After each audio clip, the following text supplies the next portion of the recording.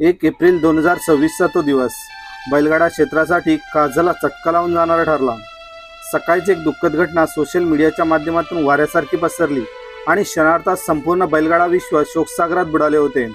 मोठ्या मैदानाचा मोठा वस्ताद म्हणून ज्याची ओळख होती असा रायफल 81 आपल्यातून कायमचा निघून गेला होता। सातारा जिल्ह्यातील वाई तालुक्यातील रहिवासी असलेले प्रसिद्ध गाडामालक सचिन शेठ चव्हाण आणि विनोद शेठ चव्हाण यांच्यासाठी हा मोठा धक्का होता। 2 दिवसांपूर्वी मैदानात पळालेला नंदी अचानक आपल्यातून निघून गेल्याची बातमी सर्वांसाठी अविश्वसनीय ठरली होती। कासेगावच्या मैदानात रायफलने शेवटची शर्यत धावली होती। त्या शर्यतीनंतर त्याची तब्येत खालावू लागली होती।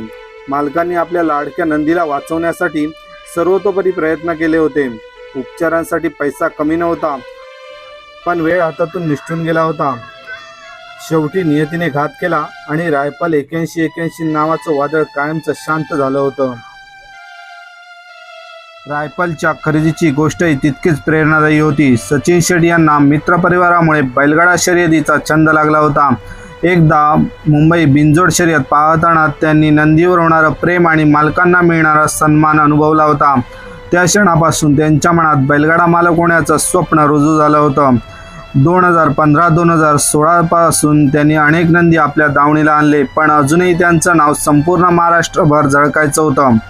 अखेर त्यांच्या आयुष्यात आला तो म्हणजे गुलाल किंग रायफल 81 शर्यत बंदी असताना मुंबईत कुठेतरी बिनजोड मैदान व्हायचं, अशा एका मैदानावर रायफल त्यांच्या नजरेस आला आणि त्यावेळी रायफल वानेवाडीच्या दादा जगताप यांच्या दावणीला होता।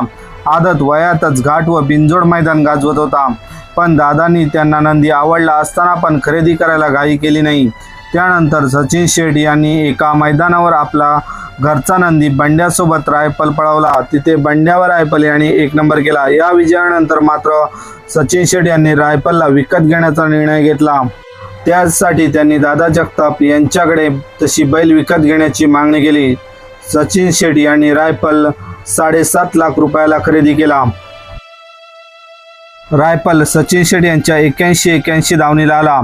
रायफलवर सचिन शेठ यांना जास्त मेहनत घ्यावी लागली नाही, कारण पहिल्यापासूनच रायफल यश संपादन करत होता। त्यावेळी बंदीचा काळ असल्याने रायफलला पोहणी, चालवणे, व्यायाम देऊन सातत्य टिकवून ठेवले। अखेर बंदीचा काळ संपला आणि रायफलने सचिन शेठ यांचा विश्वास सार्थकी ठरवत मैदाने गाजवायला सुरुवात केली। पुसेगाव हिंदकेसरी, कोरेगाव महाराष्ट्र केसरी, पठारवाडी खासदार केसरी, मल्हार केसरी यांसारख्या अनेक मैदाने गाजवली। 17 फेब्रुवारी 2024 मध्ये झालेल्या जयंत केसरी मैदानात कळंबीकरांच्या शंभूसोबत 1 BHKचा मानकरी झाला आणि रायफल 81 मधून सुटलेली गोळी संपूर्ण बैलगाडा क्षेत्रात तुफान वेगाने घोंगावू लागली। मोठ्या मैदानाचा मोठा वस्ताद म्हणून त्याची ओळख संपूर्ण बैलगाडा क्षेत्रात निर्माण झाली। रायफल फक्त वेगवान नव्हता, तर त्याची बांधणी खास होती। पुढचे पाय लहान, मागचे पाय मजबूत, रुंद छाती, अंगावर उठून दिसणारे वाघेरी पट्टे। तो उजव्या खांदी पळायचा आणि जरी सुरुवातीला कमी वेगात गेला तरी शेवटच्या टप्प्यात तो विजेच्या वेगाने निकाल फिरवायचा। विनोद शेठ यांनी रायफल त्यांच्या डोळ्यासमोर राहावा म्हणून घराजवळील पार्किंगचा भाग हटवून त्यासाठी एक खास गोठा बांधला होता। रायफल हा एक फक्त नंदी नव्हता, तो घरातील सदस्य होता, एक लेकरू होता। ज्या अंगणात तो विजयी गुलालात न्हावून निघायचा, त्याच अंगणात त्याच्यावर शेवटचा निरोप देण्यात आला होता। त्या कुटुंबाच्या मनावर काय बितले असेल हे शब्दात मांडणं अशक्य आहे। मोठ्या मैदानाचा मोठा वस्ताद आज शांत झाला, पण त्याची गोष्ट, त्याची कीर्ती काही शांत होणार नाही। परमेश्वर रायफलच्या आत्म्यास चिरशांती देवो हीच प्रार्थना।